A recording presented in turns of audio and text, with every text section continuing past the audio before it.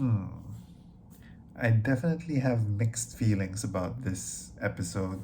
And obviously, after going through a climax like The Raging Sun, you can't expect it to be more amazing than that. And I did like how episode 5 allowed the episode to breathe. So the pacing was able to breathe. I guess I just don't see the significance of how this episode ended. Like it was a pretty scene, but I'm like,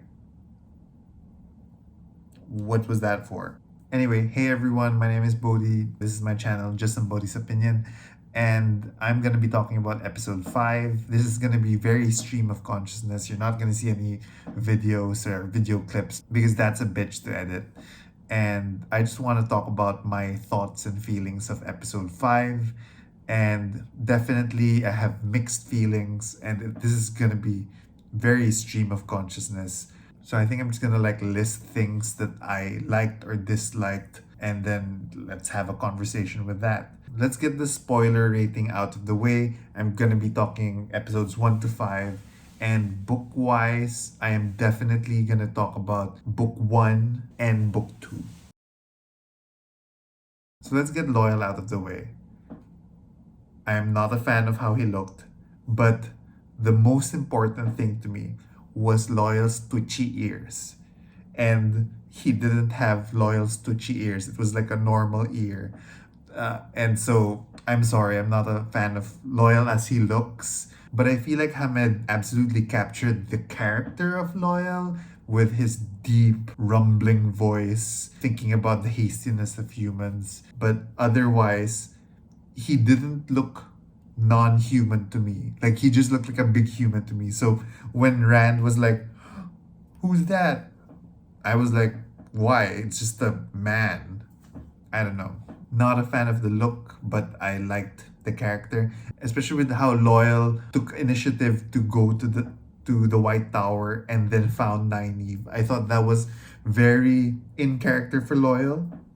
Didn't happen in the books, but I thought that was in character of Loyal, and my heart leapt for Loyal at that point in time, even if he just looked like a big human. Not even a tall human, just a big human. Another thing I didn't like was the cursing. And I've said this in the first episode review, and I said that all of the cursing sounded so off and so weird. Like, by the light, or light help me. It sounded so fake. The only Wheel of Time cuss word that I liked and it felt natural was when Rand went into Tarvalon and was like, blood and ashes. That felt real to me. Everything else, like when Baldo was like, light help me. That I was just, it takes me out of it. Adding to things that I liked, I like that moment where Rand and Matt were getting into sight of Tarvalon, and then Rand sees Dragon Mountain and says, "That looks familiar." Mm-hmm. Mm-hmm. I also like the acknowledgement of time passing, where a month had passed since episode 4, and that's how long it took for everyone to get to the White Tower. I felt that was very good to acknowledge. They didn't have people teleporting around like in Game of Thrones, the latter part of Game of Thrones, where everyone was just, oh, we're here now, oh, we're here now. So I liked that. So that's a check for me. And speaking of how the episode was allowed to breathe, I liked the world building in the White Tower and the Aes Sedai. So definitely we get a lot of Aes Sedai stuff. I like Moraine's line of "Do not underestimate the women of this tower." So that was like from the very, very first teasers that we ever had. It was in the context, actually, not of one power shit, but because of the politics and the machinations of the tower. And I love that because I really felt like, these women who are pulling strings. It felt very real world building for me. So I liked that. I also like the entire Egwene Perrin White Cloak storyline. I really loved how the Tinkers had, banded themselves together and tried to stop Valda from investigating on Egwene and Perrin. It was very much for the Tinkers, and the actress of Ila is just so amazing. She was just there for like 10 seconds of like, barricading themselves, and she just stole the scene. I was really afraid that Valda was just gonna like stab her. I like the fact that Aram was like, no, the White Cloaks might, beat us up, but they're not gonna kill us. And I felt good about that because if the Tinkers were slaughtered, I'd be like, oh my god. But and now I'm really thinking about what my mom had said to me in my previous video, where her concern about Valda had been that he seems very one-dimensional, like just plain evil for evil's sake. And now I agree. I mean, aside from the Trollocs and Dan the Myrdral, Valda seems to be evil just because he is evil. And so I thought Valda was a bit much because I didn't see the reason why he captured Egwene and Perrin. In the books, the White Cloaks captured them because Perrin had basically killed two White Cloaks. And so they had reason to imprison them. Here, it was just because Valda was being suspicious, and that's very questioner of him. But I didn't understand the whole capture scene where, he has Egwene on one side and Perrin on the other, and then he's like, channel and I'll kill you, and if you don't channel, I'll kill him. Or like, I was like, what is the reason that this is happening? Besides the fact that he's just plain bonkers.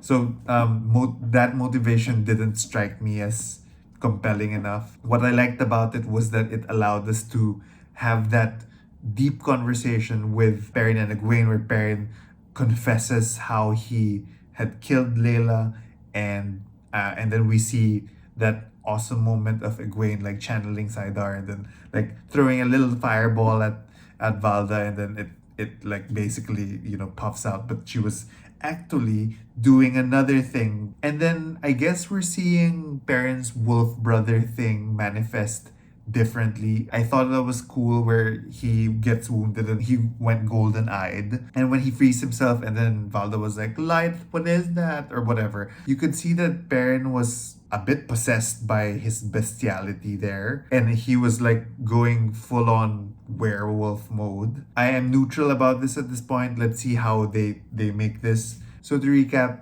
Valda's rationale was like a dislike for me, but I liked Egwene and Perrin's storyline, and I liked how the wolf had growled at him and then he understood. So we're not getting the speaking in the mind type thing, nor are we having, wolf stalking.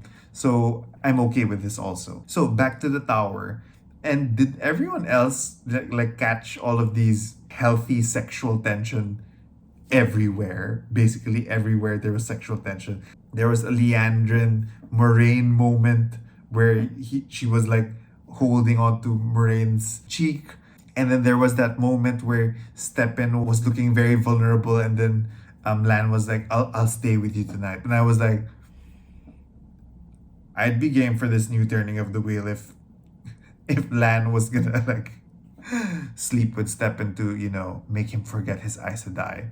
And then they were like both talking about like being with men, and he's never been with a man, he's never been with two. And I was like, I'm game for this turning of the wheel.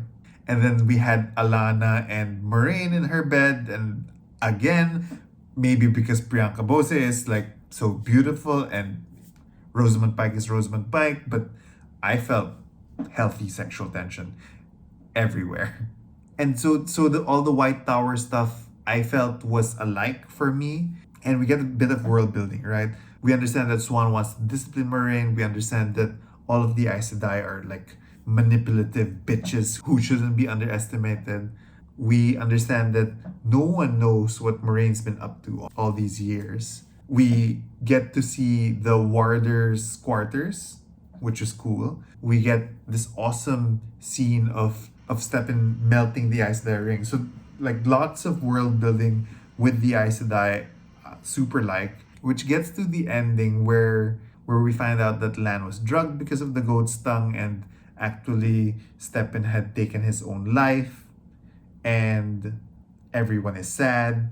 And so goodbye Steppenwolf theories. I really thought you were Elias, but I guess there's not gonna be an Elias moment here.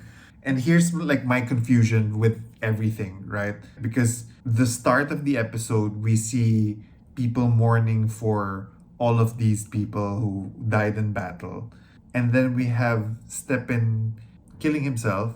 And then we have this entire dirge funeral thing that happens with the thumping, and I felt it was very pretty. I don't see the purpose of it. I mean, we saw some remarkable acting there.